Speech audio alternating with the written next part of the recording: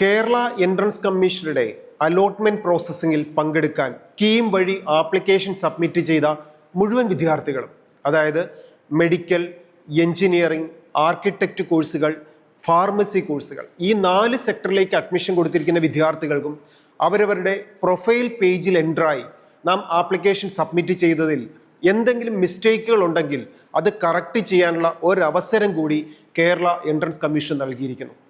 അതിനായി നാം എൻട്രി ചെയ്യേണ്ട വെബ്സൈറ്റ് ckerala.gov.in എന്ന വെബ്സൈറ്റിൽ എൻ്റർ ആയതിനു ശേഷം എല്ലാ കാൻഡിഡേറ്റ്സും അവരവരുടെ പ്രൊഫൈൽ വെരിഫൈ ചെയ്യണം.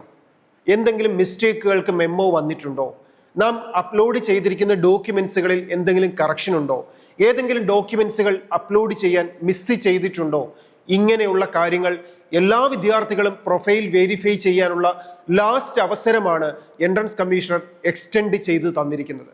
ഈ മെയ് 17 ഈവനിങ് 5 o'clock വരെയാണ് ഇതിനുള്ള അവസരം എക്സ്റ്റെൻഡ് ചെയ്ത് നൽകിയിരിക്കുന്നത്. അപ്പോൾ അതുകൊണ്ട് എല്ലാ വിദ്യാർത്ഥികളും കീമിൻ്റെ അലോട്ട്മെന്റ് പ്രോസസ്സിങ്ങിൽ മെഡിക്കലിനും എഞ്ചിനീയറിങ്ങിനും ഒക്കെ പങ്കെടുത്ത പല വിദ്യാർത്ഥികളും സംശയങ്ങളായി വിളിക്കുന്നുണ്ടായിരുന്നു.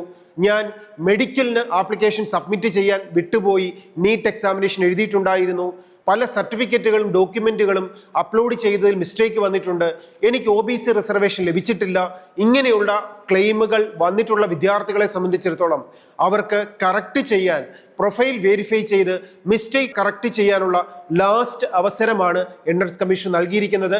എല്ലാ വിദ്യാർത്ഥികളും ഈ അവസരത്തെ പ്രയോജനപ്പെടുത്തുക. നമ്മുടെ മിസ്റ്റേക്കുകളില്ലാതെ, നമുക്കറിയാം, നന്നായി പഠിച്ച് പരീക്ഷ എഴുതിയതിനേക്കാൾ പ്രാധാന്യമുണ്ട് നീറ്റ് എക്സാമിനേഷൻ എഴുതി കീമിൻ്റെ റാങ്ക് ലിസ്റ്റിൽ ഉൾപ്പെട്ടു, ഇതിനേക്കാൾ പ്രാധാന്യമുണ്ട് ഇനി വരുന്ന ചോയ്സ് ഫില്ലിങ്ങിലും അലോട്ട്മെന്റ് പ്രോസസ്സിങ്ങിൽ പങ്കെടുക്കാൻ.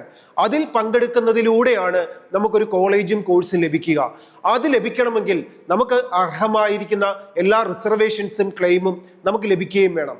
ഇതൊക്കെ ലഭിക്കുന്നത് നമ്മൾ അപ്ലോഡ് ചെയ്തിരിക്കുന്ന ആപ്ലിക്കേഷൻ ഫോമിനെ ബേസ് ചെയ്ത്, ഡോക്യുമെന്റ്സുകളെ ബേസ് ചെയ്തിട്ടാണ്.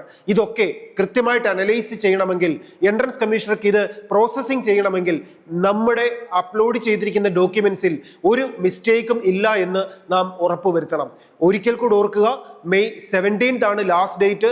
കൃത്യമായി എല്ലാ വിദ്യാർത്ഥികളും പ്രൊഫൈൽ വെരിഫൈ ചെയ്യുക, മിസ്റ്റേക്കുകൾ ഇല്ല എന്ന് ഉറപ്പുവരുത്തുക. All the best.